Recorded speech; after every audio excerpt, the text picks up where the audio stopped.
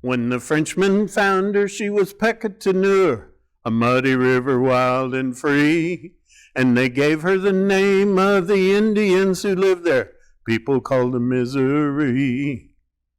Well, today we're going to be talking about early Missouri history, mostly before Missouri became a state in 1821. And so we're going to start today, and we're going to go way back to East Tennessee.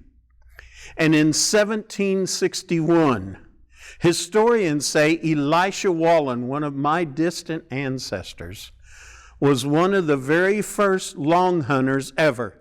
Now, a long hunter was a man who went out into the woods and hunted for long periods of time.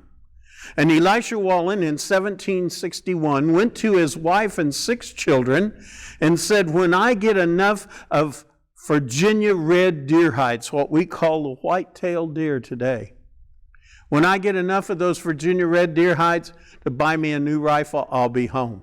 He left his wife and 6 children, went out into the woods, and was gone for 18 months. Came back with 400 Virginia red deer hides, sold them to the British government, made a lot of money, bought his new rifle, went back to his wife and 6 children, said, I'm going to go out hunting again. I don't know how long I'll be gone this time. And in 1763, Elisha Wallen took a man with him by the name of Daniel Boone. And Elisha Wallen and Daniel Boone went out into the woods, and they were gone another 18 months. Brought those Virginia red deer hides back to their settlement, sold them to the British government, made a lot of money, went back out into the woods, and they kept doing that till 1776. Of course, you all know what happened in 1776 was the Revolutionary War. So in 1776, the British quit buying those deer hides. What they would do with them is they would send them to London or Paris, where they were made into leather, sent back to the colonies, and were sold to the colonial people. So in 1776, when the Revolutionary War started, they quit buying those deer hides. And those men, they didn't quit hunting and exploring. In 1774, 2 years before the American Revolution, some men came to Daniel Boone. They said, we want you to build us a road all the way from East Tennessee into what they called Kentucky, what we know today as the state of Kentucky. Daniel Boone says, I know exactly where to build that road. Because when Elisha Wallen and I were out on one of our long hunts, we found this long, narrow pathway that for hundreds of years the buffalo had tromped down and made a path just narrow enough for 2 men to walk side by side. Daniel said, I'm going to take some men, we're going to take axes, we're going to cut down trees, and we're going to make a road wide enough for a wagon to go down. And he built that road into Kentucky. And Daniel Boone became famous. It became known as Boone's Trail. Elisha Wallen never became famous in his entire life. All he ever did was hunt. Historians say his hands never touched a plow. In 1799, that road was completed all the way to the Mississippi River, and it became known as the Old Wilderness Road. And from 1774 to 1800, 250,000 people traveled the Old Wilderness Road. Probably some of your ancestors may have came across that road. When they got to the Missouri River, they looked on the other side. They said, whoa, that land over there looks pretty good. We better go check it out. And they went across the river, and they started building log cabins. Daniel Boone came in 1799. He went across the river with his brother Nathan, and they built a home. Elisha Wallen never came till 1811, several years later. He went even farther west and settled down in Washington County, Missouri. Well, those men, they kept trapping and exploring. They would go out hunting. And more people came, and small towns began to spring up. And more people settled. And in 1821, Missouri became the 24th state. Now, Daniel Boone, some say Daniel Boone was famous for wearing a raccoon skin hat. The hat I'm wearing today is called a militia hat. It's pushed up on one side and has a military cockade on it that identified the militia as kind of like our policemen today. But in the wintertime, you wanted a hat like this that would keep the top of your head warm, your ears warm, down the back of your neck and your back warm when it was 30 below zero outside. And this is a raccoon skin hat. People said Daniel Boone made it famous. But you're right and you're wrong.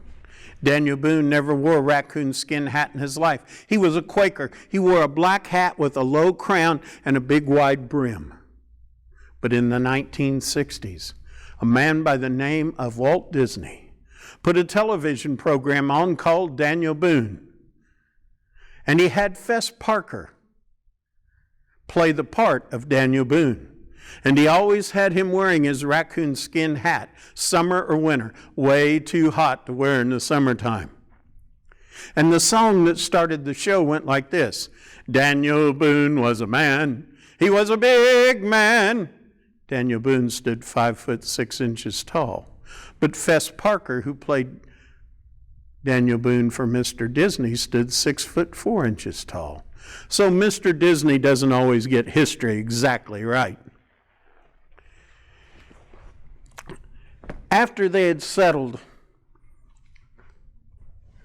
when they first came into Missouri, they met the Native Americans at first. And there was a group of Native Americans called the Skedee-Pawnee. And the Skedee-Pawnee, they lived right on the Kansas-Nebraska border. But many of their hunting trips was right into this area. And all of the animals that you see up here today, the wolf, and the bear, and the buffalo, and the skunk, and the beaver, and the badger, and the Virginia red deer, all lived right in this area where we live today. And the Native Americans, as they met them, they would camp with them sometimes, and they would learn their stories. And this story comes from the Skedee-Pawnee. It was recorded in the 1870s by a man by the name of George Bird Grinnell. And it's called the dun horse. Now, a dun horse is about the color of this buckskin.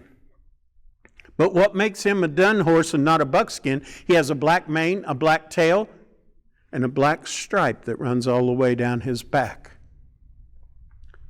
There was a grandmother, and she had a grandson, and they were Pawnee, and they were poor. They were so poor, they were not allowed to set up in the main part of the village. But at any time the camp moved. Now, normally the Pawnee lived in big earth lodges. But when they traveled in teepees. So whenever a camp would move from one campsite to the next, because the grandmother and the grandson were so poor, they would stay behind to gather anything they could of value. The scouts had found a large herd of buffalo to the west, and the camp was broken. It was the women's job to break the camp. In 30 minutes' time, they could take the buffalo leather from around the poles, take the poles and tie them to their horse, wrap those buffalo hides around it, place all of their belongings on that, and they could be ready to travel in 30 minutes' time. The camp had left. The grandmother and grandson had stayed behind. And they went around trying to find anything of value. They gathered little scraps of leather to repair their clothing with, and little scraps of food that even the dogs wouldn't eat for their food. Finally, when there was nothing else that they could find, they began following the trail of the teepee poles being dragged through the dirt towards the west. They hadn't went very far when they came across an old dun horse. Now this dun horse had one eye that had been poked out, and all that was left was the dry socket. And it had one leg that was broken, and it could not walk on it. And it had huge sores all over its back. My grandson, I think we should take this horse. I think it's a special medicine horse. My grandmother, look at it. It has the bad eye, the broken leg, and the sores all over its back. What good could it be to us? My grandson, I think this is a special medicine horse. I think we should take it with us. Yes, my grandmother, for he always did out of respect what his grandmother said. They eventually made it to the Pawnee camp. Again, they were not allowed to set up in the main part of the village, but they had to sit far off to one side because they were so poor. The scouts had been out that day, and they had found a large herd of buffalo. And in that herd was a spotted calf, much like a baby deer looks with those white spots on it. It was said by the Pawnee to be a very sacred animal. It was said if you owned the robe of a spotted calf, you could not be killed by your enemies. All of the warriors got ready the next day, hoping to be the one to kill the spotted calf.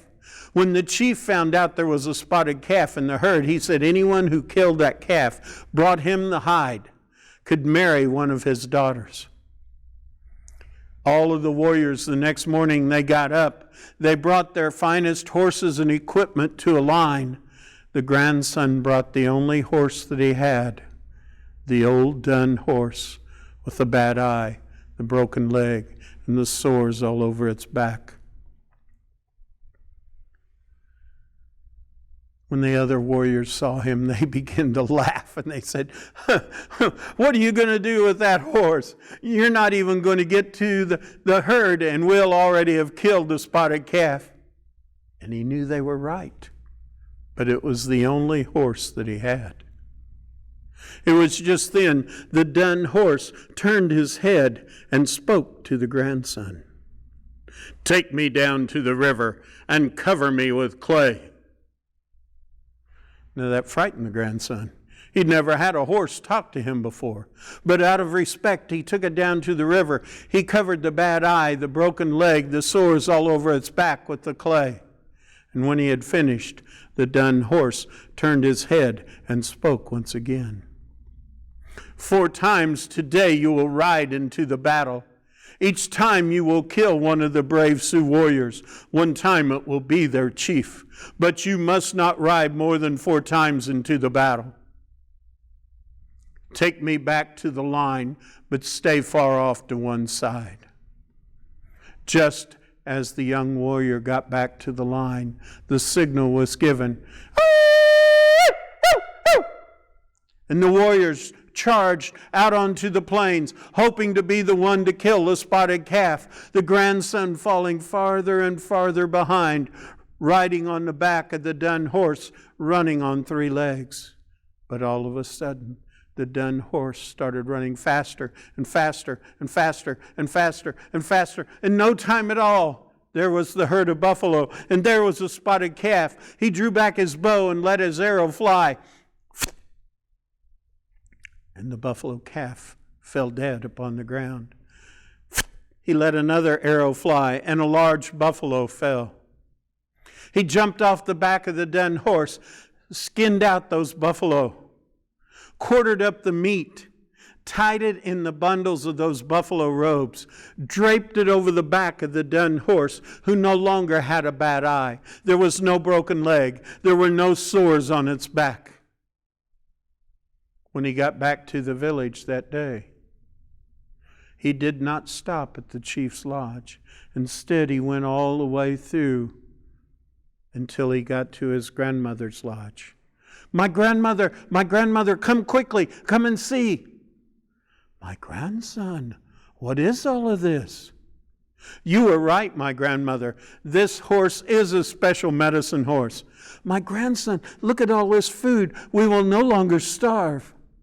Yes, my grandmother. And then he took that spotted calf robe and he gave it to his grandmother. Now the scouts had been out that day while the hunt was going on.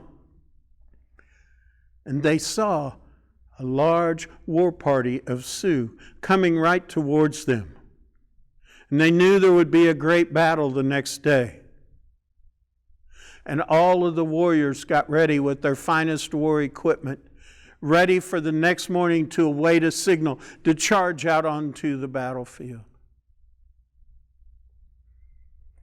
The grandson brought the dun horse prancing proudly to the line.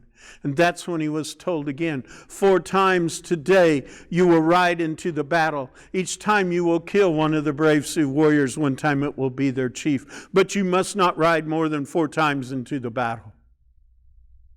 Just then the signal was given.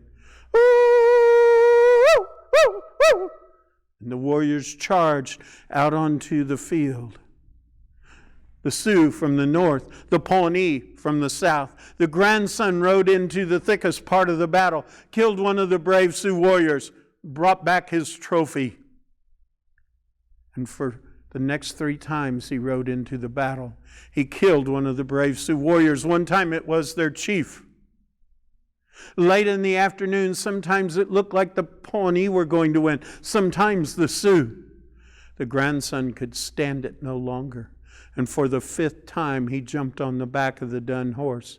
He rode into the thickest part of the battle. And when he was amongst the very fiercest of the fighting, all of a sudden from beneath him, the dun horse fell dead upon the ground. The grandson fought his way back to the Pawnee line. And eventually that day, the Pawnee won the war. And they drove away the Sioux. But the Sioux realized that dun horse was a special medicine horse. And before they left the battlefield, they cut it up into small pieces and scattered it all over the battlefield. The grandson went and sat on a little rise above the battlefield. And he felt so bad he had disrespected the dun horse that tears formed in his eyes.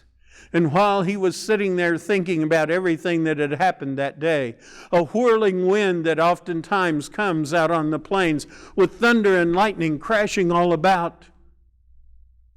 And when that storm had passed, it seemed as if the pieces of that horse were coming back together again. 3 more times there was a whirling wind. 3 more times there was thunder and lightning crashing about.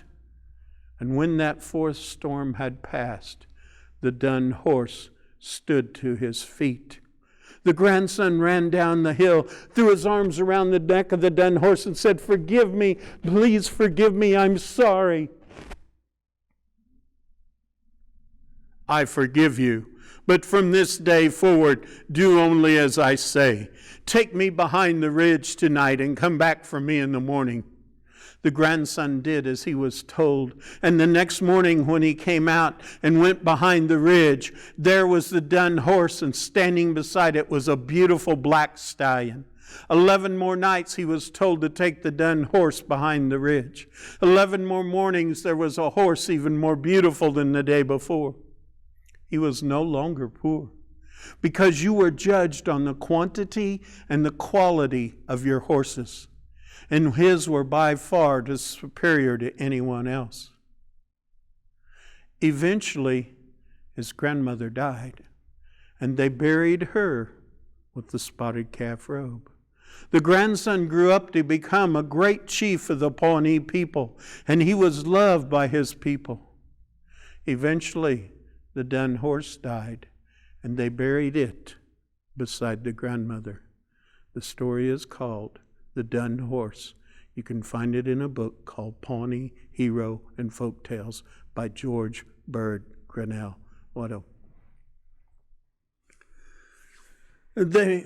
Many of the Native Americans were forced to evacuate their lands, and they kept being pushed farther and farther west. There were 2 nations that were from the east that came into this area. One of them were called the Shawnee. And if you've ever heard of Shawnee Mission, that's who that town is named for. There were also the Wyandot. They were Iroquois-speaking people. And in their mythology, they have a character called Glooskap. And Glooskap is a very powerful being. He did things like he helped the Creator put the white puffy clouds in the sky. And he helped put the color in turkey's feathers and in blue jay's feathers. He helped create all of the plants and the animals and the people. But Glooskap did not know everything. And at the time this story takes place, Glooskap is living with Grandmother Woodchuck. And he said, "My grandmother, there is nothing left for me to do. I'm going to pack up my belongings and move along." "Ah," said Grandmother, "there is one who lives in the village not very far from here, who has even more power than you." "Who is this person? I will go, for I am the mighty Glooskap. I will take his power." "Ah, the one you are looking for lives in the village of the people, not very far from here." And Glooskap traveled for days until he came to the village of the people. And as he came into the village, he saw an old woman sitting outside of her lodge. And he went over and introduced himself.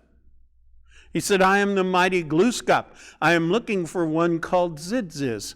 I heard that he lives here in the lodge of the people, in the lodge of Nagaways." Yes, right over there. There is Nagaway's lodge, and it is a good thing you have waited till now to come, for Zidziz has just awakened from his nap. Otherwise you could not have seen him." "Thank you." And Glooskap thought to himself, "This one is so powerful they will not even awaken him from his nap, but I will go. I will take his power, for I am Glooskap, the powerful one." And Glooskap went over, and he scratched on the deer hide doorway. For you did not knock, you scratched. And if you were invited inside, you went in. If you were not, you did not go in. But a very pleasant voice invited him inside. And he said, "I am Glooskap, the powerful one. I am looking for one called Zidziz. I heard he lives here in your lodge if you are Nagaways." "Yes, I am Nagaways. And there in the floor is the mighty Zidziz." And he looked down, and sitting in the floor was this hideous-looking little creature. It had no hair on its head. It had no teeth in its mouth. It was ugly. "Ah," said Glooskap, "this will be even easier than I thought." And Glooskap went over and set himself down in front of the mighty Zidziz. But Zidziz paid him no attention at all. And after a while, he took off his moccasin and he began playing with his toes. "Ah," said Glooskap, "that is where he keeps his power, in his toes. But I can do anything he can do, and even better." And Glooskap took off his moccasin, and he too began toe play. Zidziz still paid him no attention. And after a while, Zidziz picked up his foot and stuck his big toe in his mouth and began sucking on his big toe. "Ah," said Glooskap, "that is where he keeps his power, in his big toe. But I can do anything he can do, and even better." And after a long, hard time, Glooskap got his big toe in his mouth, and he too began toe sucking. Zidziz still paid him no attention. And after a while, Zidziz picked up a little leather turtle. And he took it and he put it in his mouth and he began to chew on it. "Ah," said Glooskap, "that is where he keeps his power, in his medicine turtle. But I will take it and I will have his power, for I am the mighty Glooskap." And Glooskap reached out and he took that leather turtle away from the mighty Zidziz. And Zidziz began to cry. And then he began to yell. And then he began to scream. It was a hideous noise. "Ah," said Glooskap, "that is where he keeps his power, in his medicine song. But I can do anything he can do, and even better. And Glooskap began to sing his very powerful medicine song. It was so powerful that all of the winds of the world became calm, and all of the bodies of water were still. And there was no sound in the world except for right in the middle of Nagawe's lodge, where Zidzis was still screaming and crying. And finally Glooskap could stand it no longer, and he said, "Can't someone do something about this hideous noise?" Nagawes had been watching what had been going on the whole time. And Nagawes reached down, and she picked up the mighty Zidzis in her arms, and she began to rock him back and forth. And she began to sing him a lullaby. And in no time at all, the mighty Zidzis was asleep. Glooskap left that day. He went back home to Grandmother Woodchuck, and he said, "My grandmother, you were right. That Zidzis is a powerful being. He has a horrible medicine song. But there is one who has even more power than him. That is the Nagawes, the mothers, the life-givers of our world." Ever since that day, grandfathers have told grandsons, uncles have told nephews, fathers have told sons. And now I have told it to you, and I too honor the Nagawes, the mothers, the life-givers of our world. Odo, thank you. Well, let's go back to Elisha Wallen. He came to Missouri in 1811. He was in his 70s. The average life expectancy of a male in that time period of history was 45. And he would go out hunting. I've already talked about he'd go out on these long hunts. And he was in his 70s, and he told his wife, "I want to go on one more hunt. I'll probably never get to go again, but I want to go on one last hunt." And so he left his wife in the little log cabin he had built. The children by now were all gone. There were no children at home. And he took off, and he made his way up to what we call today the Little Blue River, right in the Kansas City area. And as he was hunting and trapping along the Little Blue, he was captured by the Oto Indians. Now the Oto, sometimes they were friendly, sometimes they were not, but they looked at him and they looked at all the furs that he had. They said, "What are you doing in this area? You're not supposed to be here. This is our land. Why are you here? We don't want to ever see you again." So they took all of his furs that he had been trapping and hunting. They took his rifle, they took his flint and steel that he used to start his fire with. They took all of his clothing. I forgot to tell you, this was December when all this happened. And they gave him an old British trade musket that had one shot down in the muzzle. And they turned him loose. They knew if they killed him, they'd get in trouble. But if he froze to death, that was a whole different story. And so they took all of his equipment, his horses, everything, and left him. But he hadn't lived that long because he was a wimpy little guy. And he thought, maybe if I can find some way to get out of the cold and the snow and this ice, maybe I can survive somehow. He's walking along the shore of the Little Blue River when he comes across this cave. He goes inside the cave to get out of the wind, and he smells this horrible smell. Immediately, he knew what it was. Hibernating in the back of that cave was a bear. He went back there with that old British trade musket, not knowing if it was going to flash in a pan or what, put it up beside the bear's head, pulled the trigger, and he was now one bear richer. There was food. How was he going to get to it? He took a little piece of flint that they used to fire those muzzle-loading rifles with. It was a little piece of flint, and it would hit what's called a frizzen. And it would cause sparks to go down this pan of powder. And then it would burn through a hole in the side of the barrel, ignite the powder that was on the inside, and that would shoot out the projectile. So he took out that little piece of flint, rolled that bear over on its back, and began to cut open that bear. Flint is very, very sharp. He finally got that bear skinned out. It took him a long time. He was so tired, he just laid down beside that warm bear carcass and fell asleep. Well, the next morning when he got up, he was hungry, so he took that piece of flint and he sliced off some raw bear steaks. Didn't have any way of cooking them, so he had to eat them raw. Sliced off some more to take home with him, and he began looking at that bear hide laying there in the floor of the cave, and he thought to himself, well, this thing might be kind of useful. And he reached down and he picked it up. He stuck his left leg in the left hind leg of that bear skin, stuck his right leg in the right hind leg, stuck his left arm in the left front leg of that bear, his right arm in the right front leg, pulled it together tight around him, pulled the head of that bear down over his face so he could see out the eye holes. He was now all nice and toasty warm. Took a few of those bear steaks with him and headed for home. Now his wife, she had been working hard all day. And she had left the latch string out just in case he was coming home anytime soon.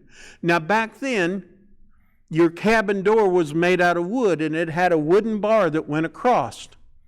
And if you pulled on the string from the outside, you could lift up that bar and open the door.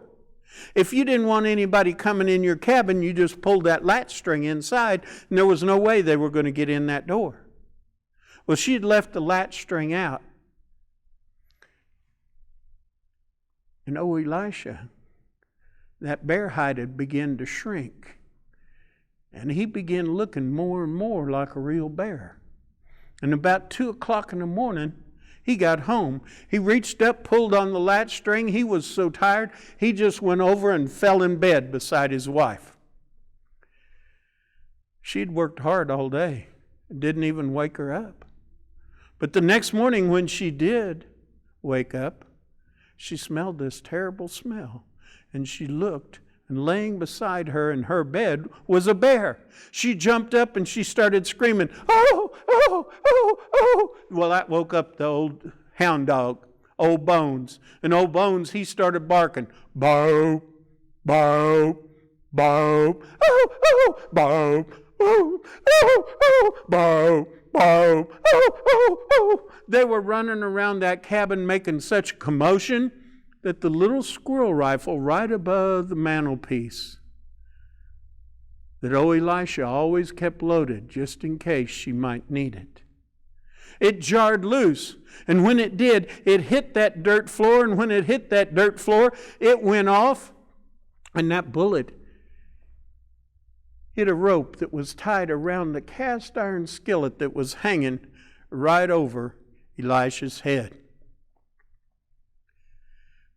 When it shot, tore through that rope, that cast iron pot come right down on top of Elisha's head, knocked him out cold. Elisha's wife thought, boy, is Elisha going to be proud of me. Here I've got all this bear meat that we can feed off of, and I've got all this bear oil we can make candles, lanterns out of, make candles for our lanterns. Elisha's going to be so proud of me. She went over to her kitchen cabinet and pulled open the old wooden drawer. Got out the biggest butcher knife she had. Went over and rolled that bear over on its back. And just as she went to cut into that bear, she noticed the fur looked like it had been lapped over itself. And she started pulling, and she pulled, and she pulled, and she pulled. And to her surprise, imagine when she opened up that bear skin, she found another one inside. She went over to the water bucket. She got a dipper of water, threw it in Elisha's face, woke him up. He told her all the things that had happened to him. Elisha Wallen never went hunting again after that. But they say if you ever went down to the Wallen's cabin down there in Warren County, there was a bearskin rug when you opened up that wooden door with that latch string.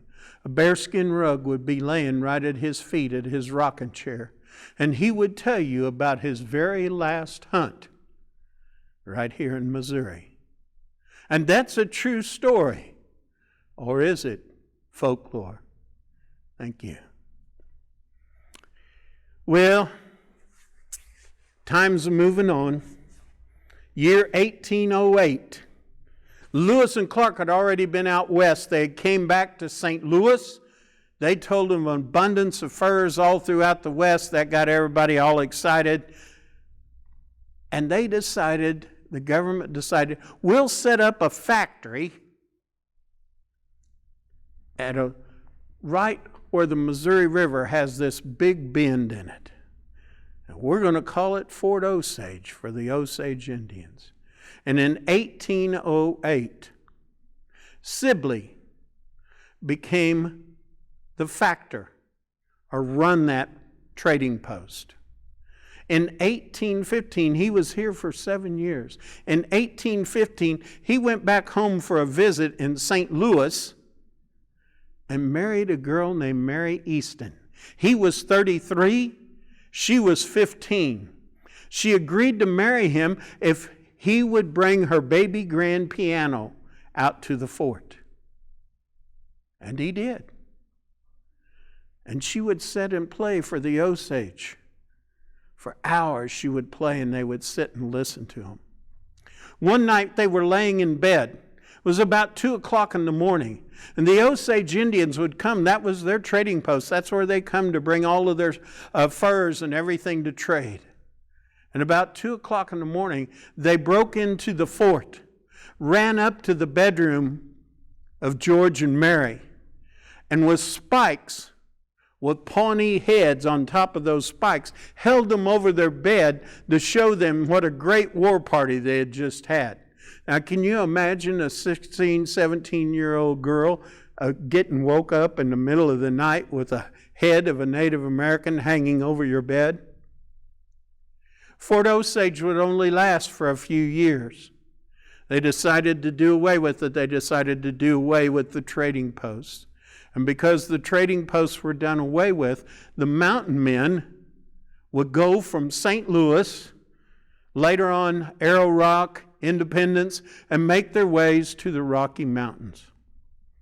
One particular mountain man, his name was, well, let me tell you about him. When he was just a few years old, he was about 8 years old, his mom and dad moved from Kentucky to Missouri. And when they moved from Kentucky to Missouri, his daddy died. His mama remarried when he was 12 years old. And he didn't get along with his stepdaddy at all. So his stepdaddy took him to a blacksmith, and when he took him to the blacksmith, he said, teach him a trade. He was also a saddle maker. He said, teach him a trade. And he started becoming a saddle maker. And he hated that work. It was hard.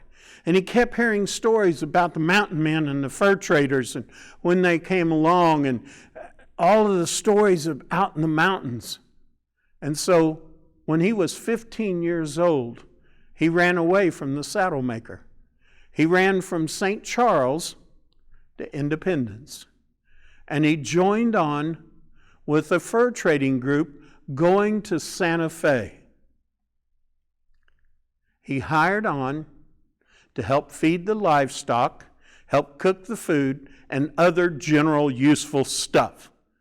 He couldn't read or write, so he just put an X where his name was supposed to be.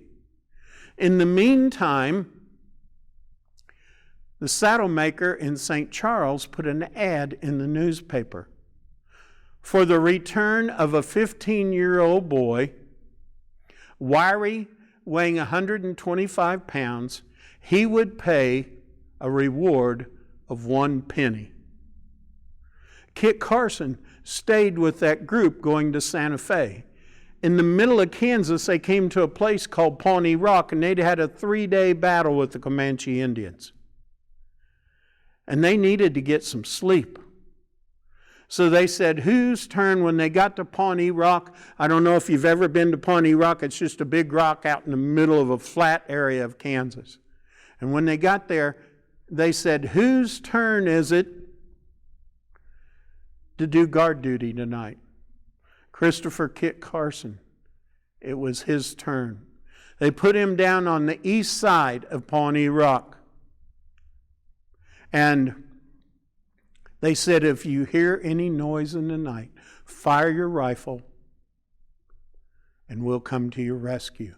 About 2 o'clock in the morning, he heard a noise 20 yards right out in front of him. He fired his rifle and he yelled, "Injuns! Injuns!" They thought the Indians had came back for an attack. It woke up the whole camp. They all ran down the hill off of Pawnee Rock down to where Kit Carson was. For an hour and a half they waited the incoming attack, but it never happened. Finally, they just all went back to bed. The next morning when they got up and the sun was up, they went out 20 yards in front of Kit Carson, and there on the ground laid his mule. They would hobble their front legs at night so they couldn't wander off, but they could still feed. And somehow Kit Carson's mule, the hobbles that came off from his front legs, and he just had the misfortune of running right out in front of Kit Carson. The men the grizzled old trappers gave that Kit Carson such a hard time about his shooting his own mule. He said, "I don't care what you say. I fired one shot, hit him right between the eyes, and he dropped right there. I'm a great shot." Kit Carson was always a great shot. He would trap a lot of times out of Taos. And he was out one day, and he was out up in the mountains. And he said, he looked up at the sky, and he said, today is a beautiful day to go moose hunting. But nothing unusual ever happens to me.